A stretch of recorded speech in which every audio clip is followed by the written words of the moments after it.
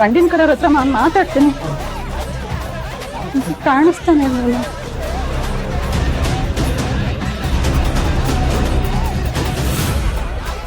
ಯಾರು ಕೇಳೋದು? ಅಮ್ಮ ಅಮ್ಮ ಗಂಡಿನ ಕಡೆಯವ್ರು ಬಂದ್ರಾ? ಇನ್ನೂ ಬಂದಿಲ್ಲಮ್ಮ, ಇನ್ನೊಂದು ಅರ್ಧ ಗಂಟೆಲಿ ಬಂದ್ಬಿಡ್ತಾರೆ. ಅರ್ಧ ಗಂಟೆನಾ? ನೀವೇನಾದ್ರೂ ಫೋನ್ ಮಾಡಿ ಕೇಳೈತೆ? ಕೊಡು ಫೋನು.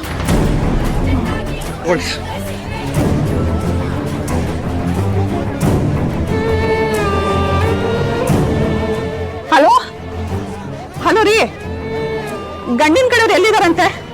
ಹೋಗಿ ನೀವೆಲ್ಲಿದ್ದೀರಾ ರೀ? ಇಲ್ಲಿ ಹತ್ತಿರದಲ್ಲಿ ಒಳ್ಳೆ ರೂಮ್ ಎಲ್ಲಿದೆ ಅಂತೆ? ಗುಣವ್ರನ್ನ ಕೇಳಿ ಹೇಳಿ. ನೀವ್ ಕೇಳ್ತೀರೋ ಇಲ್ಲ ನಾನೇ ಕೇಳೋ? ಹಾ ಹಾ ಸರಿ ರೀ, ಸರಿ.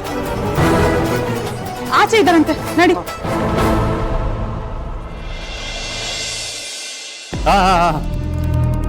ಹೌದು, ನಾವು ಅಲ್ಲೇ ಬರ್ತಾ ಇದೀವಿ.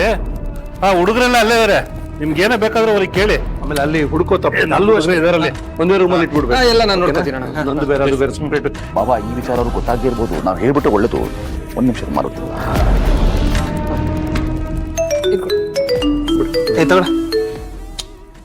ಮಾತಾಡಿ, ಯಾರು ನೋಡಿ. ಹಲೋ ಸರ್, ನಮಸ್ಕಾರ ಸರ್. ನಾನು ಶ್ಯಾಮ್. ಯಾರು? ಸರ್, ನಾನು ಶ್ಯಾಮ್. ನಮಸ್ತೆ, ನಾನು ಜ್ಞಾನ. ನೀವು ಹೊರಟ್ರ ಸರ್? ಇಲ್ಲ, ಇನ್ನೇನು ಹೊರಡ್ತಾ ಇದೀವಿ. ಓ, ಏನ್ ವಿಷಯ? ಅಲ್ಲಿ ಅಣ್ಣ ಇದಾರಪ್ಪ, ಅವ್ರ ಹತ್ರ ಮಾತಾಡ್ಬೇಕು. ಅದೇನು ಅಂತ ಹೇಳಿ, ನಾನೇ ಹೇಳ್ತೀನಿ. ಇಲ್ಲ, ಸ್ವಲ್ಪ ಅವ್ರ ಹತ್ರ ಮಾತಾಡ್ಬೇಕು. ಹೌದಾ? ಒಂದ್ ನಿಮಿಷ ಅಣ್ಣ, ಶ್ಯಾಮ್ ಅವ್ರು ಫೋನ್ ಮಾಡಿದ್ದಾರೆ. ಮಾತಾಡು, ಸುಮ್ಮನೆ ತಲೆ ತಿಂತಾನೆ. ಮಾತಾಡು. ಹೇಳಿದೆ ನಿನ್ನ ಹತ್ರನೇ ಮಾತಾಡ್ಬೇಕಂತ. ಹೇಳಿ ಶ್ರವಣ. ಸರ್ ನಮಸ್ಕಾರ ಸರ್. ಶೇಖರು ಇನ್ನೂ ಹೊರಟಿಲ್ಲ ಅಂತ ಹೇಳಿದ್ರು.